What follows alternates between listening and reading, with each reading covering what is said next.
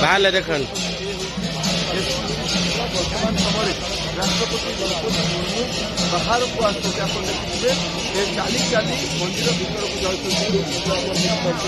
ଏ ହେଉଛି ରାଷ୍ଟ୍ରପତି ଦ୍ରୌପଦୀ ମୁର୍ମୁ ଚାଲି ଚାଲି ବର୍ତ୍ତମାନ ସମୟରେ ଭିତରକୁ ଯାଉଛନ୍ତି।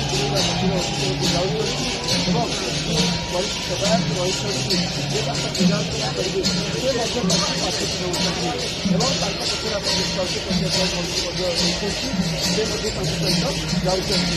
ଏବଂ ଏ ଯେଉଁ ସମୟକୁ ସମସ୍ତଙ୍କର ଅପେକ୍ଷା ଥିଲା ସେ ସମୟ ବର୍ତ୍ତମାନ ପହଞ୍ଚି ଯାଇଛି। ରାଷ୍ଟ୍ରପତି ଦ୍ରୌପଦୀ ମୁର୍ମୁ ବର୍ତ୍ତମାନ ସମୟରେ ବିରଜା ମନ୍ଦିର ଭିତରକୁ ପ୍ରବେଶ କରି ସାରିଛନ୍ତି ଏବଂ